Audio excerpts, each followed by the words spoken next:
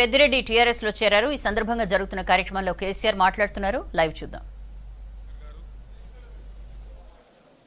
దళిత సంక్షేమ శాఖ మంత్రివర్యులు శ్రీ కొప్పుల ఈశ్వర్ గారు, వేదికను అలంకరించిన గౌరవ శాసనసభ్యులు, ఎస్సీ కార్పొరేషన్ చైర్మన్ బండా శ్రీనివాస్ గారు, ఇటీవలనే పార్టీలో చేరినటువంటి యువమిత్రులు శ్రీ కౌశిక్ రెడ్డి గారు, శ్రీ రమణ గారు, ఈరోజు ఈ కార్యక్రమంలో పాల్గొంటున్న సరే ఉండని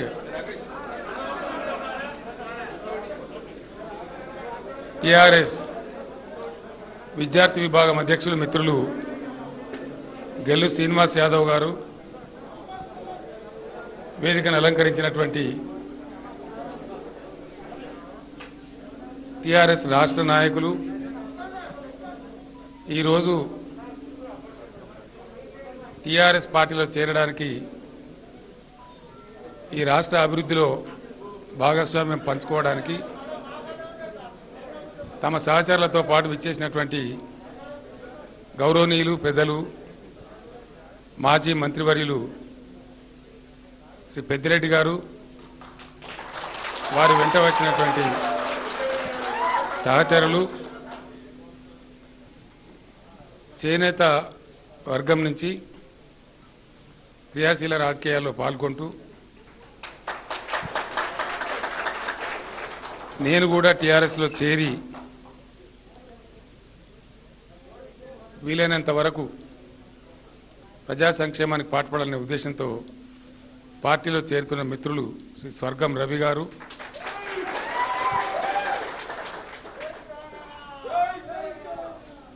పెద్దిరెడ్డి గారితో పాటు వచ్చేసినటువంటి మిత్రులు శ్రీ కిషన్ రెడ్డి గారు, శ్రీ దేశిని కోటి గారు, వీరందరితో పాటు కలిసి వచ్చినటువంటి నాయకులు, కార్యకర్తలు, మీ అందరికీ కూడా నేను హృదయపూర్వకమైనటువంటి స్వాగతం, సుస్వాగతం తెలియజేస్తాను. మిత్రులు పెద్దిరెడ్డి గారు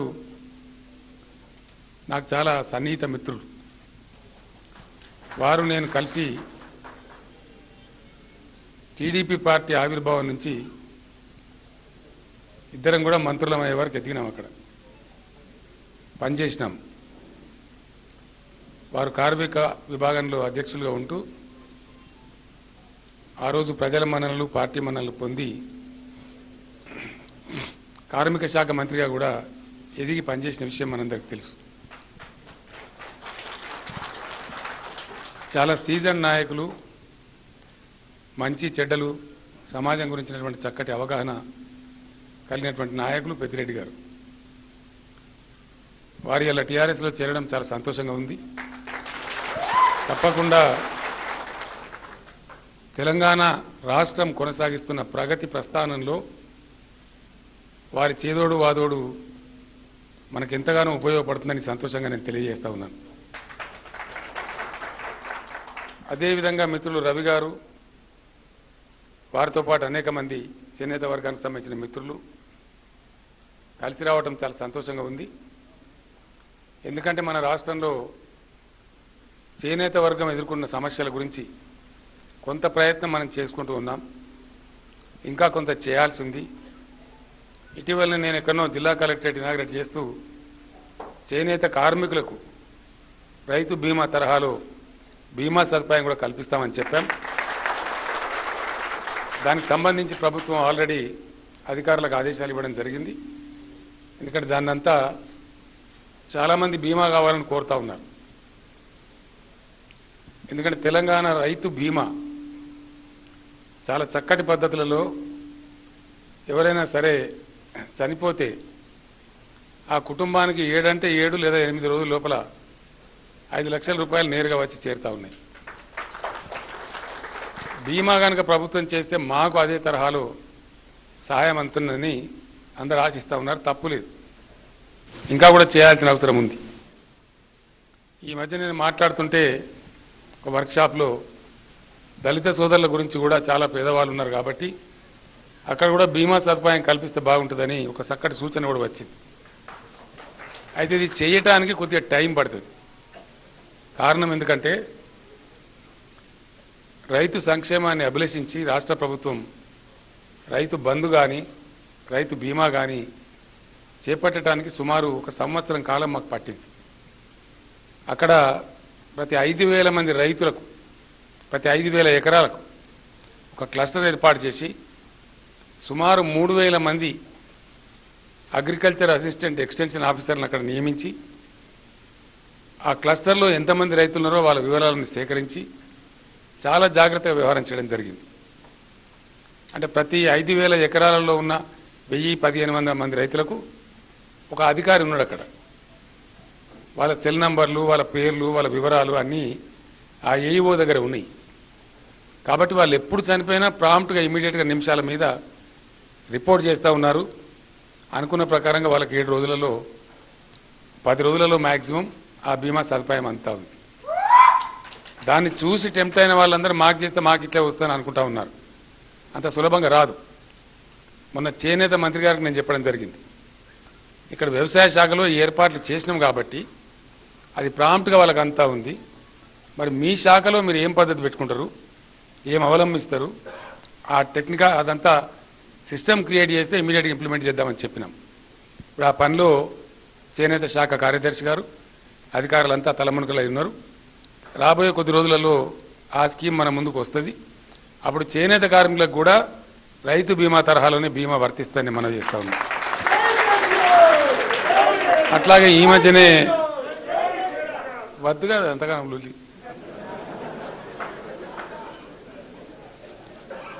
కుప్పల ఈశ్వర్ గారు ఇక్కడనే ఉన్నారు, వారికి కూడా నేను చెప్పినాను. వ్యవసాయ శాఖ వాళ్ళు ఎట్లయితే ఆ బీమా అందించడానికి పనిచేస్తూ ఉన్నారో మరి దళిత సంక్షేమ శాఖలు కూడా అట్లాంటి ఏర్పాట్లు చేయండి. చేస్తే దళిత వర్గం సోదరులకు కూడా మనం ఏర్పాటు చేసుకుంటామని చెప్పడం జరిగింది. ఎవరైతే సమాజంలో ఆర్థికంగా వెనుకబడి ఉన్నారో లేదా సామాజిక వివక్షకు గురై ఉన్నారో లేదా సంక్షేమ ప్రగతి ఫలాలను అందుకోలేనటువంటి పరిస్థితుల్లో ఉన్నారో వాళ్ళందరి గురించి చాలా కాన్సన్ట్రేటెడ్గా చాలా స్పష్టతతో పకడ్బందీగా కార్యక్రమాలు అమలు జరుగుతున్న ఏకైక రాష్ట్రం భారతదేశంలో తెలంగాణ. ఎక్కడ కూడా మన రాష్ట్రంలో జరిగే పథకాలు అమలు లేవు. ఉన్నా ఏదో అరకొరగా ఉంటాయి, మామూలుగా ఉంటాయి. కానీ ఇంత పకడ్బందీగా ఇంత ప్రణాళికాబద్ధంగా కరెక్ట్గా ఒకసారి నిర్ణయం తీసుకున్నామంటే చాలా చక్కగా అమలు జరుగుతున్న రాష్ట్రం ఒకే ఒక రాష్ట్రం తెలంగాణ. ఎందుకు జరుగుతూ ఉందంటే చాలా కష్టపడి పోరాడి 60 దశాబ్దాల కళను నెరవేర్చుకొని చాలా కష్టం తర్వాత మనం అనేక త్యాగాల తర్వాత ఈ రాష్ట్రాన్ని సాధించుకున్నాం కాబట్టి ఇక సాధించుకోకముందు చాలామంది ఎవడెక్కడ ఉన్నాడో మనందరికి తెలుసు. సాధించుకున్న తర్వాత ఇక నేనే సిపాయినంటే నేనే సిపాయినని రకరకాల పార్టీలు రకరకాల వ్యక్తులు ఉద్యమం చివరిలో వచ్చేదో తూతూ మంత్రంగా జాయిన్ అయిన వాళ్ళు కూడా ఇలా రకరకాల మాటలు మాట్లాడుతూ ఉన్నారు. అంటే ఇక్కడ ఈ మాట నేను ఎందుకు చెప్తున్నా అంటే తెలంగాణ ప్రగతి ప్రస్థానంలో అనేక కార్యక్రమాలను మనం ఆవిష్కరించినాం. 1-2 కాదు. కొన్ని కార్యక్రమాలు అయితే ప్రపంచంలో కూడా ఎక్కడ లేవు, ఇండియాలో కాదు. అట్లాంటి చక్కటి కార్యక్రమాలు తీసుకున్నాం. ఒక కార్యక్రమాన్ని తీసుకోవాలి అంటే ఏదో హడావుడిగా తమాషగా చెక్కిలి గింతలు పెట్టడానికో అట్లా కాకుండా నిజంగా దాని యొక్క ఫలితము దాని యొక్క ప్రయోజనము ఆలోచించి మనం తీసుకున్నాం. మీకు ఒక విషయం చెప్పాలి ఈ సందర్భంలో, నేను 2014 ఎన్నికల కంటే ముందు ఆ 14 ఎన్నికల కన్నా ముందు చాలామందికి రాష్ట్రం వస్తుందంటేనే నమ్మకం లేదు. ఆ తర్వాత నేను చెప్పిన టీఆర్ఎస్ గవర్నమెంట్ గ్యారంటీగా వస్తుంది రా భయ్, కంపల్సరీ వస్తుంది, దాన్ని వాడు ఆపలేడు. కాబట్టి మేనిఫెస్టో తయారు చేయండి, మనం ఏం అమలు చేస్తామో అని అంటే ఇక్కడ ఇదే తెలంగాణ భవన్లో కూర్చొని అప్పుడు కడియం సిఆర్ గారికి మేనిఫెస్టో కమిటీ చైర్మన్ బాధ్యతలు ఉండే ఒక మాజీ ఐఏఎస్ అధికారి ఉండే ఏకే గోయల్ గారు అని చెప్పి టీఆర్ఎస్ పొలిట్ బ్యూరో మెంబర్గా ఉండి మాట్లాడుతూ ఉంటే నేను ఒక మాట అడిగినాను. మేనిఫెస్టో ప్రస్తావన వచ్చినప్పుడు అనేక విషయాలు రాస్తున్నప్పుడు దానిలో పేదలకు ఇచ్చే పెన్షన్ల విషయం కూడా ప్రస్తావనకు వచ్చింది. వస్తే నేను ఒక మాట అడిగిన, గోయల్ గారు పేదవాళ్ళని ఉద్దేశించి మనం ఏదో పెన్షన్ ఇస్తా ఉన్నాం, ఎందుకు ఇస్తాం ఈ పెన్షన్ అని అడిగిన. Why we give pensions at all, ఎందుకు ఇస్తాం అసలు? ప్రభుత్వం అంటే ఏదైనా చేస్తే గుడ్డిగా ఎడ్డిగా ఎటువంటి అంటే ఏదో హడావుడిగా ఆగమాగం జగన్నాథం చేయొద్దు కదా, ఒక బాధ్యతతో చేయాలి. ఎందుకు ఇస్తామండి పెన్షన్లు అని అడిగింది. వాళ్ళని ఏదో ఆదుకుందామని ఇస్తాం సార్. ఆదుకోవడం అంటే ఏంది? భర్తను కోల్పోయినటువంటి విధవ స్త్రీలు కావచ్చు, ఒంటరి స్త్రీలు కావచ్చు, వృద్ధాప్యం సంభవించి ఆలనా పాలన లేనటువంటి వృద్ధులు కావచ్చు, ముసలివాళ్ళు కావచ్చు, వాళ్ళు పాపం సమాజానికి సేవ చేసి రిటైర్ అయ్యే దశలో ఉన్నారు, లేదా ఏదో కారణం చేత అశక్తులైనరు, లేదా వాళ్ళకు అంగవైకల్యం ప్రాప్తించి వికలాంగులైనరు. అట్లాంటి వాళ్ళని ఆదుకోవాలి, పప్పు పులుసు 2 పూటలు తిని వాళ్ళ జాల వాళ్ళు జాగ్రత్తగా ఉండాలి అని ఆశించి మనం పెన్షన్ ఇస్తాం. మరి ఇవ్వబడుతున్న పెన్షన్ ఎంత? 200 రూపాయలు. రెడ్డి నాయక్ గారు వచ్చిన కూర్చోబెట్టండి. ఈ 200 రూపాయలతోని ఏం సరిపోతుంది? సరిపోదు. మరి ఎట్లా? మరి 200 ఎందుకు ఇస్తున్నట్టు? ఏం కారణం చేత ఇస్తున్నట్టు అంటే జవాబు లేదు. ఏం కావాలి సార్, మీరు ఏం కొడుతున్నారంటే 2 పూటలు తిన్నానా బాబు, అంతకనే లేదు, ఇంకో నేను చేయిజాపి అడుక్కునే పరిస్థితి లేకుండా వాళ్ళకి అన్నం తిని పండుకుంటే చాలు అంతే అంటే ఆయన అన్ని లెక్కలు పెట్టిండు. బియ్యానికి ఇంత, చింతపండుకి ఇంత, పప్పుకి ఇంత, పులుసుకి ఇంత లెక్క పెట్టి 675 రూపాయలు సరిపోతుంది సార్ అన్నాడు. నేను అనగా ఈ పేదోళ్ళ కాడనే కొసలా నావా, నాకు అర్థంగా 1000 రూపాయలు పెట్టు, దేవుడు మనిస్తే మళ్ళీ పెట్టుకుందామని చెప్పి 1000 రూపాయల పెన్షన్ ప్రకటించారు. తెలంగాణ వచ్చిన కొత్తలో తొలి రోజులలో చాలా కన్ఫ్యూజన్ ఉండేది. ఎందుకంటే ఈ తెలంగాణ ప్రాంతం ఎప్పుడు కూడా రాష్ట్రంగా లేదు, కొత్తగా రాష్ట్రమైంది. మరి దీని అంశం ఏంది, అప్పేంది, ఆదాయం ఏంది, ఎట్లా ముందుకు తీసుకొని పోవాలి, ఏ దారి పట్టాలి, కొద్దిగా కన్ఫ్యూజన్ ఉండేది. ఒక చిన్న విచిత్రమైన కథ జరిగింది. అంతకుముందున్న ముఖ్యమంత్రి గారు వాడిన కార్లు నాకు వాడకానికి వచ్చినాయి, నేను ముఖ్యమంత్రి అయితే. అవన్నీ నల్ల కలర్లో ఉండే, నాకు బ్లాక్ కలర్ నచ్చదు. ఒక ఆయన ఐజీ సెక్యూరిటీ ఉంటాడు, పోలీస్ ఆఫీసర్స్. ఈ ముఖ్యమంత్రి ఎక్కే కారు దిగే కారు ఆయన చూస్తాడనమాట. ఆయన అడిగిన ఇది బాగాలేవు కానీ నల్ల కార్లు బాగా కొనుక్కుందాం సార్, కొనుక్కుందామని సరే ఆగు, సంసారం ఇప్పుడే మొదలుపెట్టినాము, తెల్ల కలర్ చేయాలి, ఎట్లా చేద్దామని అంటే ఏం లేదు సార్, గీకేసి తెల్ల కలర్ తీసుకుందాం. మంచిదా పని చేయమని నేను చెప్పాను. షెడ్యూల్ తీసుకుని ఇంకో 3వ కంటి తెలియకుండా పాపం 2-3 రోజులు అన్ని మొత్తం నల్లటి మార్చి తెల్లటి తీసుకొని తెచ్చాను. అయితే ఈ సంగతి ఎట్లో పోయి మన గవర్నర్ గారు తెలిసింది. అప్పుడు నరసింహన్ గారు మన గవర్నర్ ఉంది. నేను ఒక రోజు రాజభవన్ పోతే, ఏమా కేసీఆర్ నువ్వు బాగా పిసినారు, పీజీడి మనిషి నువ్వు రంగు గీకేసుకున్నాడు, నిజమేనంటే గీకేసుకున్నా, ఎందుకు కొనుక్కోకపోయినా కొత్త కార్లు అంటే భయమయ్యా బాబు, కొద్ది రోజులు ఆగాలి, మాకు ఇది ఏం అర్థమైతే లేదు, కొద్దిగా 4-5 నెలలు గడిస్తే మా కథ ఏందో, మా లక్షణం ఏందో మాకు తెలుస్తుంది, దాన్ని బట్టి పథకాలు రూపకల్పన చేసుకుంటాం, అందువల్ల కొంచెం ఆచితూచి అడుగులు వేస్తున్నామని చెప్పిన. అంటే అంత జాగ్రత్తగా ప్రతి విషయంలో కూడా మనం వ్యవహారం చేసుకుంటూ వచ్చినాం. కాబట్టి ఈరోజు ఎన్నో విషయాలలో 1, 2, 3 కాదు, అనేకమైనటువంటి విషయాలలో ఈ దేశంలోనే నంబర్ 1 స్టేట్ కింద మనం ఉన్నాం. అన్ని చాలా విషయాలు అవి నేను చెప్తలేను, నేను డబ్బా కొట్టలేను. పార్లమెంట్లో రోజు ఎవడో క్వశ్చన్ అడగా మంత్రి సమాధానం చెప్పాను. సెంట్రల్ గవర్నమెంటే చెప్తా ఉన్నది ఏ రంగంలో తెలంగాణ నంబర్ 1 ఉన్నది అనే విషయాలు చెప్తా ఉన్నది.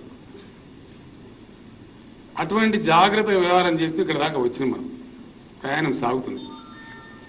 సరే, ఈ మధ్య ప్రాసెస్లో చాలా జరుగుతూ ఉంటాయి రాజకీయాలు, అనేకమైన విషయాలు జరుగుతూ ఉంటాయి, కామన్. అవి జరగడం అనేది రొటీన్ వ్యవహారం, అది పెద్ద ఏదో గొప్ప కథ కాదు. ఇటీవల కాలంలో దాదాపుగా నేను ఒక 4 సంవత్సరాల నుంచి పార్టీ లోపల చెప్తా ఉన్నాను, 5 సంవత్సరాల నుంచి. సరే, మనం 1000 రూపాయల పెన్షన్ 2000 చేసినాం, బియ్యం 4 కేజీల నుంచి 6 కేజీలు చేసినాం, 4 సభ్యులకే పరిమితం లేదు, ఎంతమంది అంతమందికి ఇవ్వన్నాం. ఇటు అనేక విషయాలు ప్రతి కార్మిక వర్గం యొక్క సమస్య తీసుకొని కొన్ని చర్యలు తీసుకున్నాం. సమైక్య పాలనలో హైదరాబాద్లో గీత కార్మికుల నోట్ల మట్టి కొట్టి మొత్తం కళ్ళ దుకాణాలు బంద్ పెట్టించారు. అప్పుడు ఉన్నటువంటి లిక్కర్ లాబీలు, చీప్ లిక్కర్ లాబీల తల ఒగ్గి వేలాది మంది గీత కార్మికుల నోళ్ళు దెబ్బకొట్టిండ్రు. ఇమ్మీడియట్ దాన్ని పునరుద్ధరించారు. వాళ్ళకి చెట్ల రకం అని ఉంటుంది, పెద్ద బాధ అన్నమాట. వాళ్ళు వచ్చి పెద్ద మామూలు వసూలు చేయడం. అంతకుముందు నా చెట్ల రకం బకాయిలన్నీ మాఫీ చేసినాం, శాశ్వతంగా చెట్ల పన్ను తీసి అవతల పడేసినాం. ఇలా లేదు, వాళ్ళు పడితే చెట్టు మీకలు పడితే లేదా చనిపోతే ఇంకోటి అయితే ఇన్సూరెన్స్ పెట్టినాం, దానికి సంబంధించి కూడా పకడ్బందీ చర్యలు తీసుకుంటున్నాం. ఇట్లా గీత కార్మికుల విషయంలో కావచ్చు, చేనేత కార్మికుల విషయంలో కావచ్చు, గొర్రెల కాపర్ల విషయంలో కావచ్చు, మత్స్యకారుల విషయంలో కావచ్చు, నాయి బ్రాహ్మణ సోదరులు, రజక సోదరుల విషయంలో కావచ్చు, ఏమేమి చెయ్యగలుగుతాము అని ఆలోచించి కార్యక్రమాలు కొన్ని తీసుకొని పోతూ ఉన్నాం. అట్లానే మోస్ట్ బ్యాక్వర్డ్ క్లాస్ అని చెప్పి ఎంబీసీ వర్గానికి చెందినటువంటి అనేకమైనటువంటి వాళ్ళు ఉన్నారు. వాళ్ళకు సంబంధించి కూడా కార్యక్రమాలు తీసుకున్నాం. దానికి ఒక కార్పొరేషన్ ఏర్పాటు చేసినాం, బడ్జెట్ అలొకేట్ చేసినాం, దాని ద్వారా కూడా కార్యక్రమాలు జరుగుతాం. అట్లాగే ఆనాడున్న పరిస్థితులలో మన రైతాంగం కకావికలైపోయి ఉండి, గ్రామీణ వ్యవస్థ మొత్తం చిన్న భిన్నం అయిపోయి ఉండి, రైతులందరూ వలసలు పోవడం, కూలి పని చేయడం, కరెంటు రాదు, నీళ్లు రావు, ఎరువులు దొరకాయి, విత్తనాలు దొరకాయి, రైతులు ఆత్మహత్యలు చేసుకోవడం, చాలా భయంకరమైన పరిస్థితి ఉంది. వాళ్ళని ఆదుకోవడం కోసం రైతు బంధు తెచ్చినాం, ఫ్రీ కరెంట్ ఇస్తూ ఉన్నాం, ఇంకా అనేక సదుపాయాలు కల్పిస్తూ ఉన్నాం. ఎవరైనా రైతు దురదృష్టవశాత్తు చనిపోతే బీమా సదుపాయం కల్పించినాం. దాని ఫలితంగా ఈరోజు అద్భుతంగా పోయిన సంవత్సరం 1 కోటి ఎకరాల పైచీలకు భూమి సాగైతే 3 కోట్ల టన్నుల ధాన్యం, వరిధాన్యం పండింది మన తెలంగాణ. ఆ జోకేటోడు జోకలేక చచ్చిండు, మోసేటోడు మోయలేక చచ్చిండు, లారీలు గుంజలేక చచ్చినాయి. మంత్రులు వచ్చి నా మీద వాడి సివిల్ సప్లైస్ మంత్రి గారు జూలైలో కూడా ప్రొక్యూర్మెంట్, నేను జూలైలో వాడి చేస్తాడా, ఇండియాలో ఏం చేయమంటావు సార్, ఎంత జోగినా దంగుతలు నడతనే ఉన్నామని చెప్పి అన్నీ ఆ రైతు వేదికలు, పాఠశాలలు కరోనాతో బంద్ ఉండే కాబట్టి జూనియర్ కాలేజీలు అని గోడౌన్లు అయిపోయినాయి, ఎక్కడ పడితే అక్కడ. అది ఇక్కడ మంచి ఫలితం వచ్చింది, అద్భుతమైన ఫలితం వచ్చింది. అట్లానే పటిష్టం అవుతూ ఉంది, ఆ రంగం ఇంకింత పటిష్టపడతా ఉంది. ఒక 2 ప్రాజెక్టులని పాలమూరు, సీతారాం అయిపోతే తెలంగాణ ఒక కాశ్మీర ఖండమే, ఎవడు ఎటువైనా బట్టకు పొట్టకు సాగులేని రాష్ట్రం అయిపోతుంది, అద్భుతంగా బతుకుతుంది రాష్ట్రం. ఆ దిశలో కార్యక్రమాలు అనేక వర్గాల కోసం చేయగలిగిన పని చేసుకుంటూ పోతూ ఉన్నాం. ఆ ప్రాసెస్లోనే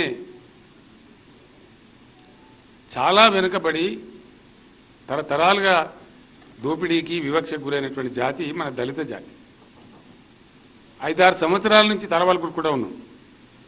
నేను ప్రతి లెజిస్లేచర్ పార్టీ మీటింగ్లో, శాసనసభలో కూడా చెప్పిన, చాలా సందర్భాల్లో చెప్పినాం, వాళ్ళకి ఏదో చేయాల్సిన అక్కర ఉంది, వాళ్ళకి ఇడిచిపెట్టద్దు, వాళ్ళను ఎంతకాలం ఉంటారు, కాబట్టి మనం తప్పకుండా ఆలోచించాలని చెప్పి పోయిన మార్చిలోనే పెట్టినాము. 1000 కోట్ల బడ్జెట్ కూడా కేటాయించినాం, ఇది లోకమందరికి తెలుసు. ఈసారి దాన్ని ఇప్పుడు కరోనా వచ్చి ఆగిపోయింది. వాస్తవానికి దళిత బంధు ప్రోగ్రాం ఏదైతే ఉందో ఒక ఏడాది బాగు ముందే మొదలు కావాలి నా లెక్క ప్రకారం.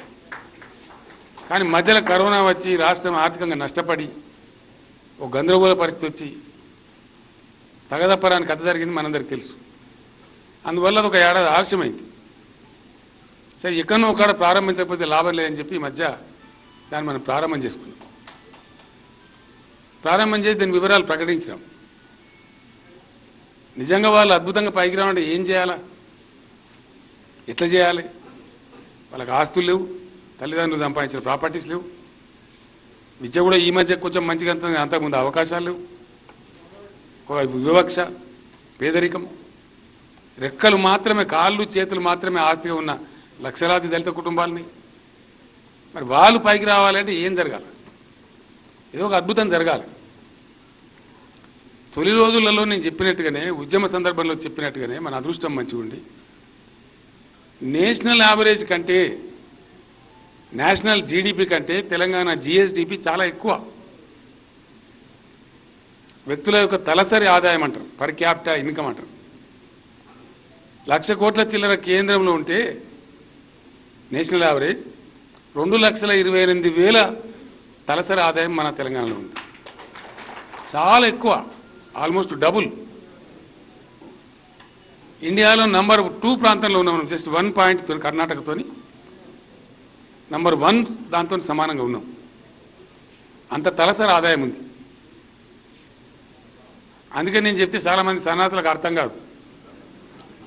తెలంగాణ ఒక ధనిక రాష్ట్రం, డెఫినెట్గా ఇంకా ధనిక రాష్ట్రం అయితే. ఈ మధ్య మీరు పేపర్లో చూస్తూ ఉన్నారు, వెలువలాగా పరిశ్రమలు తరలి వస్తూ ఉన్నాయి. ఇంకా పెరుగుతుంది, ఇంకా అద్భుతంగా పెరుగుతుంది.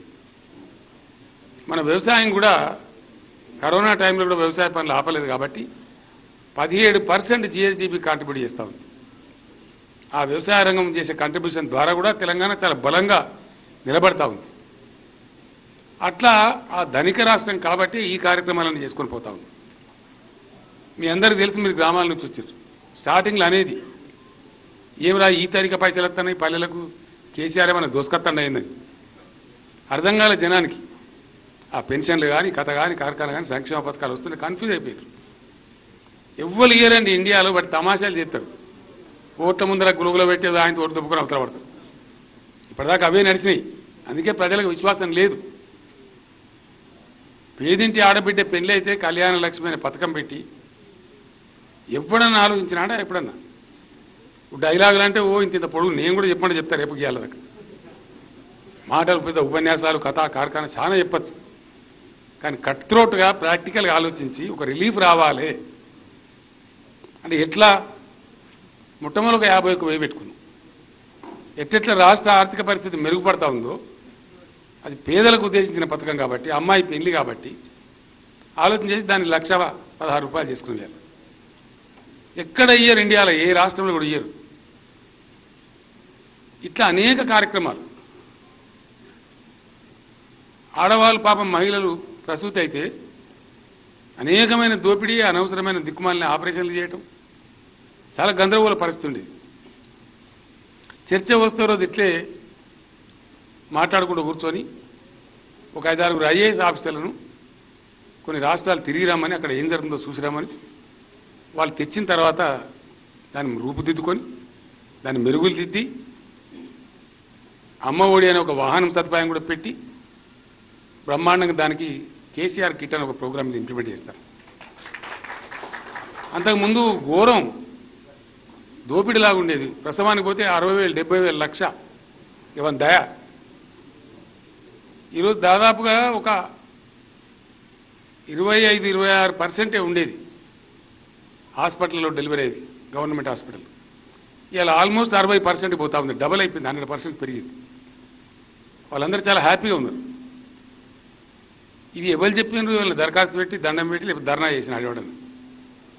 ప్రభుత్వం తనకు తానుగా ఆలోచించి ఎక్కడ ఏం చేయాల్సిన అక్కరుందో అక్కడ అది చేసుకుంటూ మనం ముందుకు పోతున్నాం. సామాజిక అవసరాలను గుర్తించి చేసుకుంటూ పోతున్నాం.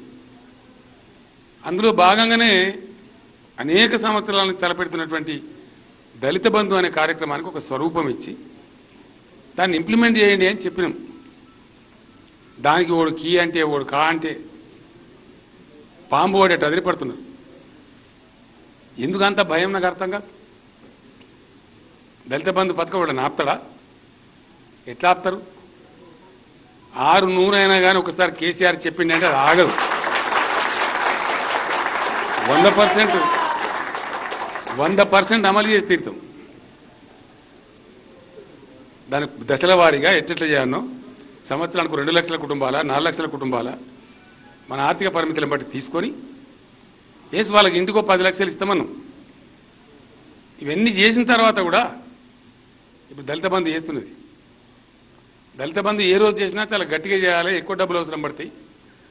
కాబట్టి వీళ్ళందరూ మిగతా వాళ్ళని కొంత చేసి వాళ్ళని అడ్రస్ చేసి ఆ సమస్యలు చూసుకుంటూ ఇక్కడ పోదామని మనం కరెక్ట్గా ల్యాండ్ అయిన పడుతుంది. మరి అవసరం పడతాడు, పేదరికం ఎక్కువ ఉన్నది. పేరుకు దళితుల శాతం 15 అని పెట్టింది వెనకట, కానీ కరెక్ట్ లెక్కలు తీస్తే ఇలా 18%, 19% దాకా కనపడతా ఉంది.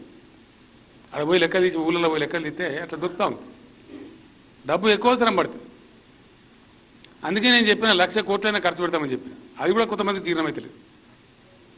దానికి ఉక్కిరి బిక్కిరి అయిపోయి పరిశాన్ అయిపోయి ఆగమాగం అయిపోయి ఎందుకు ఆగమవుతుంది? ఓసారి అసెంబ్లీలో ఏదో ఒక పార్టీ అని మాట్లాడితే నేను చెప్పిన మీకు సన్నా మీకు ఏం తెలిపినా నాకు అర్థం కాదు. ఆయన ఇందేందో ఉల్టా పల్టా మాట్లాడితే నేను చెప్పిన ఇంక నీకు తెలియదు నా దగ్గర ఇంకో 2-3 స్కీములు ఉన్నాయి అవి అమలు చేస్తామంటే మీరు గోలే బిడ్డ అని చెప్పింది. ప్రజాస్వామ్యంలో ప్రజలను ఖచ్చితంగా వాళ్ళ ప్రేమ పొంది వాళ్ళకి సేవ చేసి ప్రజలను మెప్పించి వాళ్ళ ద్వారా అధికారాన్ని సాధించి దాన్ని సద్వినియోగం చేయాలి. అది డెమోక్రసీలో జరగాల్సిన పని. గోల్మాలు దింపి గ్యారెడ్ మాటలు చెప్పి లంగ మాటలు మాట్లాడి అబద్ధాలు చెప్పి జరగని పనులు కూడా జరుగుతాయని చెప్పి నన్ను చంపినా నేను అట్లా చెప్పాను, అవసరమే లేదట చెప్పాల్సిన అక్కడే లేదు. ఎందుకు చెప్తాం నాకు అర్థం కాదు, ఎవరి కోసం చెప్తాం? ఆ పద్ధతిలో చేసుకుంటూ పోతా ఉన్నాం. చాలా మంచి పనులు జరుగుతూ ఉన్నాయి. నేను 100% చెప్తా ఉన్నా, ఈ రాష్ట్రం ఎన్నో రాష్ట్రాలు పని పడితే కొద్ది రోజుల తర్వాత కొన్ని దేశాలు కూడా వచ్చి నేర్చుకొని పోతాయి ఇక్కడ డెఫినెట్గా. ఇలా మీరు ఏడికి పోయినా ఏ ఊరికి పోయినా పచ్చడి చెట్లు కనబడతాయి. ఏ ఊరు కనవు ఆ ఊర్లో ట్రాక్టర్ కనబడుతుంది, ట్రాలీ కనబడుతుంది, ట్యాంకర్ కనబడుతుంది. రోజు చెత్త ఊడుస్తారు, చెత్త తీసుకుపోతారు. 12,796 గ్రామ పంచాయతీలు ఉంటే రాష్ట్రం మొత్తం మీద టీఆర్ఎస్ గవర్నమెంట్ రాకముందు 80 ట్రాక్టర్లే ఉండే.